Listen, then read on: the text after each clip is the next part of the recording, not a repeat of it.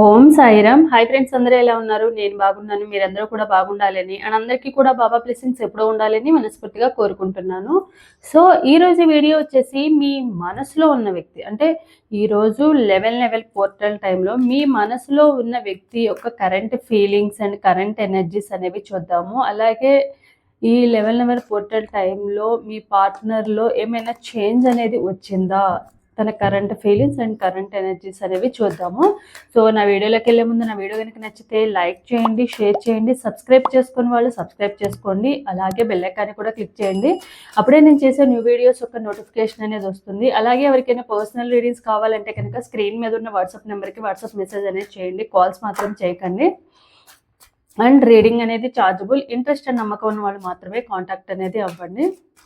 So వీడియోలోకి వెళ్దాము. ఒకసారి డీప్ బ్రీత్ తీసుకోండి. డీప్ బ్రీత్ తీసుకుని మీ నేమ్స్ అండ్ మీ పార్ట్నర్ నేమ్స్ అనేవి తలుచుకోండి. ఇంటి పేర్లు ఉంటే ఇంటి పేర్లతో సహా, డేట్ ఆఫ్ బర్త్ ఉంటే డేట్ ఆఫ్ బర్త్తో సహా తలుచుకోండి. అప్పుడే ఎనర్జీస్ అనేవి యాక్యురేట్గా కనెక్ట్ అవుతాయి. అండ్ ఇది ఒక జనరల్ రీడింగ్, ఎవరి పర్సనల్ రీడింగ్ నేను ఇక్కడ తీయట్లేదు. ఎవరి ఎనర్జీస్ అయితే ఈ రీడింగ్లో 60 to 70% మీ లైఫ్లో జరిగినట్టు ఈ రీడింగ్లో ఉంటే కనుక మీ ఎనర్జీస్ అనేవి కనెక్ట్ అయినట్టు. సో దాన్ని దృష్టిలో పెట్టుకోండి. లేదంటే ఇది ఒక జనరల్ రీడింగ్గా తీసుకోండి. సో చూద్దాము.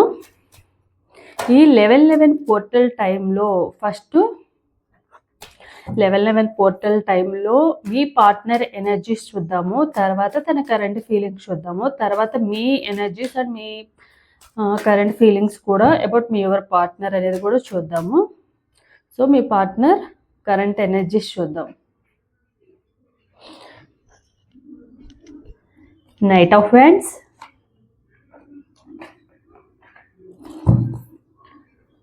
Ace of Cups, the Sun. మీ పార్ట్నర్ యొక్క కరెంట్ ఎనర్జీస్ ఏంటంటే మీ పార్ట్నరు ఎమోషనల్గా చాలా ఆవేశంగా ఉన్నారు. అంటే ఎమోషనల్గా కనెక్ట్ అవుతున్నారు. అండ్ ఎమోషనల్గా బై బర్త్ వాళ్ళు ఏంటంటే కొంచెం ఆవేశము అండ్ కోపం ఎక్కువగా ఉండే పర్సన్. అంటే షార్ట్ టెంపర్. అంటే షార్ట్ టెంపర్ మీన్స్ తొందరపాటులో తన డెసిషన్స్ తీసుకునే పర్సన్ అనమాట. ఏదైనా కోపంలో ఏదైనా డెసిషన్ తీసుకుంటే అవి రాంగ్ డెసిషన్ అయ్యే ఛాన్సెస్ ఉందన్నమాట. ప్రెజెంట్ అయితే మీ గురించి అయితే రావాలని అయితే అనుకుంటున్నారు. తన కరెంట్ ఎనర్జీస్ ఎలా ఉన్నాయి అంటే మీ మీద కొంచెం ఎమోషనల్గా తను ప్రేమ అనేది బిల్ట్ అవుతుంది. ప్రెజెంట్ ఎనర్జీస్ని బట్టి మీ గురించి ఆలోచించడము, తను మీ గురించి తప్పు చేశామన్న ఫీలింగ్ రావడము, మీకు సంబంధించిన మెమరీస్ అనేవి మీ పార్ట్నర్కి గుర్తుకు రావడం, ఇలాంటివన్నీ కూడా జరుగుతూ ఉన్నాయి. అలాగే మీ దగ్గరికి రావాలని అయితే 100% అనుకుంటున్నారు ప్రెజెంట్ అయితే. అండ్ వాళ్ళ కోపం వల్లనే వాళ్ళు ప్రెజెంట్ ఇప్పుడు నో కాంటాక్ట్ సిచ్యువేషన్లో కానివ్వండి, బ్లాక్ చేసుకుని ఉండడం కానీ, దూరంగా ఉండడం కానీ జరిగింది అని అయితే వాళ్ళకి అర్థమైంది. సో వాళ్ళు చేసిన తప్పుని వాళ్ళు ప్రెజెంట్ అయితే సరిదిద్దుకోవాలన్న ఫీలింగ్లో ఉన్నారు. సో వాళ్ళ కరెంట్ ఎనర్జీస్ అయితే వాళ్ళ కోపాన్ని కంట్రోల్ చేసుకోవడానికి ట్రై చేస్తున్నారు. అండ్ మీ ప్రేమని అర్థం చేసుకోవడానికి ట్రై చేస్తున్నారు. సో దానివల్ల ఏంటంటే డెసిషన్ తీసుకోవడానికి కూడా వాళ్ళు ప్రెజెంట్ ఏంటంటే రాంగ్ డెసిషన్ తీసుకోకూడదు అన్న ఉద్దేశంతో మాత్రమే వాళ్ళు ప్రెజెంట్ వాళ్ళు ఏ స్టెప్ తీసుకున్నా, వాళ్ళు ఏదైనా మీతోనే కాదు, మీ లైఫ్లో మీతో చేసిన ప్రతి మిస్టేక్ని కూడా వాళ్ళ లైఫ్లో వాళ్ళు మార్చుకోవడానికి ట్రై చేస్తున్నారు. అంటే కంపల్సరీ మీ దగ్గరే అలా బిహేవ్ చేస్తున్నారని కదా, వాళ్ళు బై బర్త్ అలా ఉన్నారు కాబట్టి వాళ్ళ లైఫ్లో ఎలాంటి సిచ్యువేషన్ వచ్చినా కూడా వాళ్ళు అలానే బిహేవ్ చేస్తారు. సో దాన్ని మార్చుకోవడానికి ట్రై చేస్తున్నారు. సో ఇలా నేను ఉండడం వలన, ఇలా నెగిటివ్గా ఆవేశంగా కోపంగా ఉండడం వలన నేనేం కోల్పోతున్నాను అన్న విధంగా అయితే వాళ్ళు రియలైజ్ అయ్యారు. ఆల్రెడీ మిమ్మల్ని దూరంగా పెట్టడము, మిమ్మల్ని బాధ పెట్టడము, మిమ్మల్ని హర్ట్ అయ్యే విధంగా మాట్లాడడం, మీకు ఇంపార్టెన్స్ ఇవ్వకపోవడం, ఇవన్నీ చేశారు. సో దానివల్ల వాళ్ళ లైఫ్లో కూడా వాళ్ళు హ్యాపీగా లేరు. సో వాళ్ళు మీ నుండి వచ్చే ఆ ప్రేమని, ఆ ఎఫెక్షన్‌ని, అన్‌కండిషనల్ లవ్‌ని వాళ్ళు మిస్ అవుతున్న ఫీలింగ్ అయితే ఉందనమాట. సో దానివల్ల వాళ్ళ కోపమే వీటన్నిటికి రీజన్ అన్న ఫీలింగ్ అయితే వాళ్ళకి ఉంది. సో దాన్ని సరి చేసుకుని మీ దగ్గరికి రావాలి, అది కూడా ప్రేమతో రావాలని అయితే అనుకుంటున్నారు. సో కరెంట్ ఫీలింగ్స్, మీ గురించి కరెంట్ ఫీలింగ్స్ చూద్దాము. సో మీ పార్ట్నర్ ఇప్పుడు ప్రెజెంట్ అయితే వాళ్ళ ఎనర్జీస్ అయితే పాజిటివ్గా ఉన్నాయి. నెగిటివ్ ఎనర్జీస్ని వాళ్ళంతటా వాళ్ళే సర్చ్ చేసుకుంటున్నారు. సో నెక్స్ట్ వాళ్ళ కరెంట్ ఫీలింగ్స్ అబౌట్ యూ. చూద్దాం మీ గురించి ఎలా ఆలోచిస్తున్నారు. The hanged man,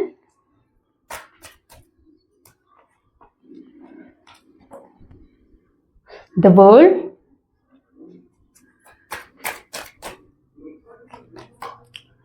nine of hands,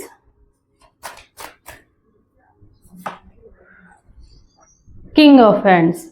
so me partner తను చేసిన దానికైతే కంప్లీట్గా అంటే మీరెప్పుడు కూడా తనే ప్రపంచంగా బతుకుతూ ఉన్నారు.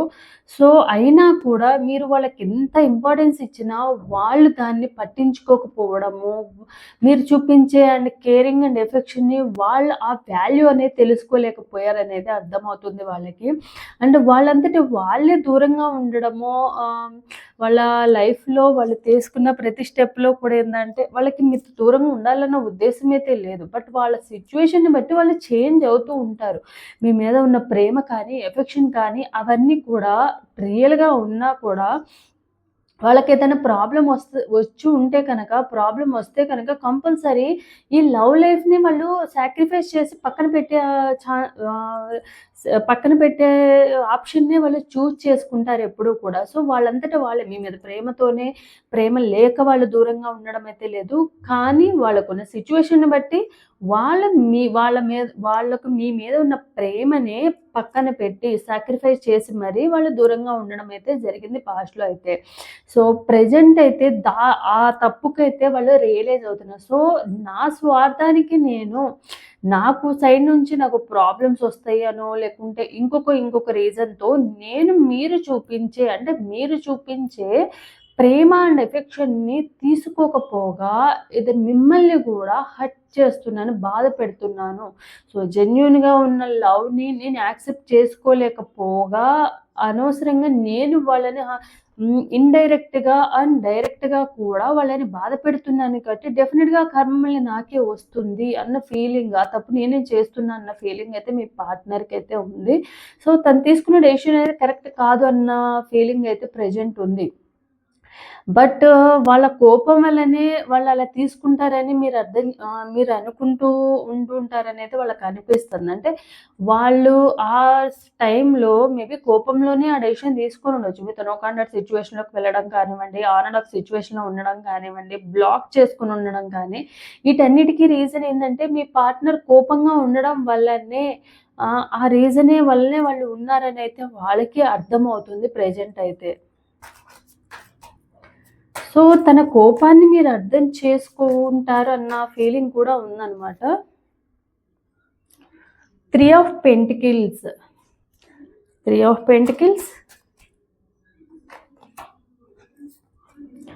పేజ్ ఆఫ్ హ్యాండ్స్,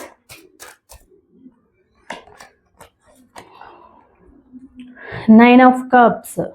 సో మీ పార్ట్నర్ ఏంటంటే ఒక థర్డ్ పార్టీ రిలేషన్షిప్లో ఉండడము లేదా థర్డ్ పార్టీ సిచ్యువేషన్లో ఉండడం అయితే జరిగింది. మేబీ కొంతమంది థర్డ్ పార్టీ అయితే కంపల్సరీ ఆపోజిట్ జెండర్ అవ్వచ్చు. అండ్ మేబీ కొంతమంది ఏంటంటే ఆపోజిట్ జెండర్ కాకపోయినా ఫ్యామిలీ మెంబర్సో, ఫ్రెండ్సో, లేకుంటే mother or father or sisters, brothers ఇలా కూడా అయ్యి ఉండొచ్చు అనమాట. ఒక థర్డ్ పార్టీ వల్లనే మీ పార్ట్నర్ ఏంటంటే వాళ్ళని కంట్రోల్ చేసుకుని వాళ్ళ లవ్ని వాళ్ళు సాక్రిఫైస్ చేసుకుని ఈ రిలేషన్లో నుంచి దూరంగా ఉండడం అయితే జరిగింది.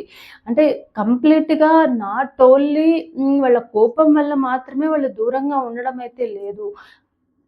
కంపల్సరీ ఒక 40-50% ఏంటంటే ఈ థర్డ్ పార్టీ వల్ల కూడా వాళ్ళు దూరంగా ఉండాల్సి వచ్చిందనమాట.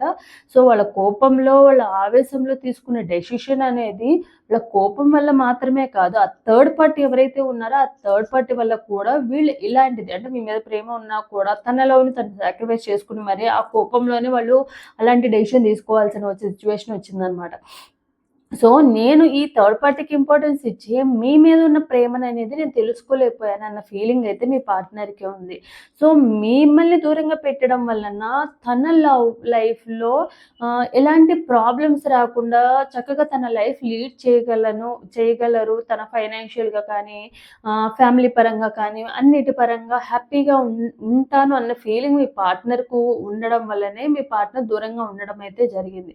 అంటే ఏదో ఒక ప్రాబ్లం అనేది రాకుండా లేకుండా ఉండాలి, హ్యాపీగా నా లైఫ్ లీడ్ చేయాలి, నా కోరికలన్నీ తీరుతాయి ఇప్పుడు ఈ గొడవల్లో నుంచి వెళ్ళడం వలన అన్న ఫీలింగ్ మీ పార్ట్నర్కి ఉండే మీ పార్ట్నర్ దూరంగా ఉన్నారు.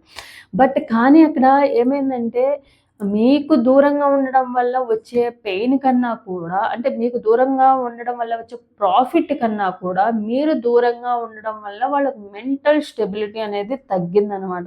అంటే ఏదైనా ఉంటే అది కోపమైనా, ప్రేమైనా మీతో షేర్ చేసుకోవడమో, లేకుండా కోపం వచ్చేసిందని వేరే వాళ్ళ మీద కోపం కూడా మీ మీద చూపించడమో, అప్పుడు ఆ టైంలో ఆ కోపం వాళ్ళ మీద చూపించారనుకోండి, అది గొడవ కింద అయ్యి పెద్ద ఇష్యూ అవుతది. అదే మీ మీద చూపించడం వలన మీరు కొంచెం సేపటికైనా, ఎందుకంటే మీరు వాళ్ళకి అంత ఇంపార్టెన్స్ ఇస్తారు కాబట్టి, ఓకే కోపంలో ఒక మాట అంటే ఏమైందిలే అన్న విధంగా మీరు ఆలోచిస్తారు కాబట్టి, మీరు అడ్జస్ట్ చేసుకుంటారు. వాళ్ళ కోపం తగ్గినాక వాళ్ళు ఆలోచిస్తారన్న ఫీలింగ్ మీకుంది. సో, దానివల్ల ఏందంటే వాళ్ళ కోపం అనేది వేరే వాళ్ళ మీద ఉన్న కోపాన్ని కూడా మీ మీదే చూపించడము, ఇలాంటివన్నీ కూడా నంబర్ ఆఫ్ టైమ్స్ అనేవి మీ పార్ట్నరు బిహేవ్ చేశారు అలానే.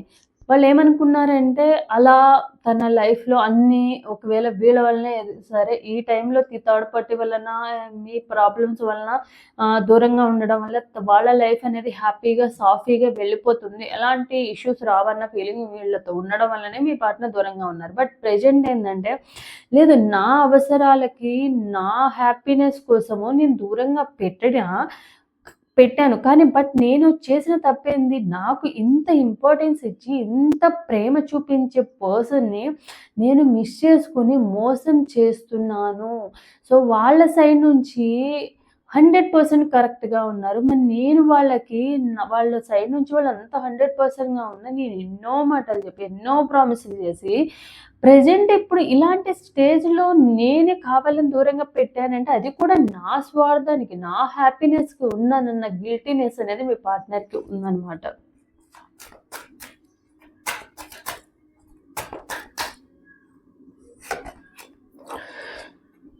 So, the devil, king of swords, two of hands, the devil. అంటే వీళ్ళు వాళ్ళ స్వార్థానికి ఆలోచించారన్నమాట. మీ లైఫ్‌లో మీతో ఫిజికల్ రిలేషన్‌షిప్‌లో ఉన్నారు. మిమ్మల్ని వాళ్ళకి అడిక్ట్ అయ్యేలాగా చేసుకున్నారు.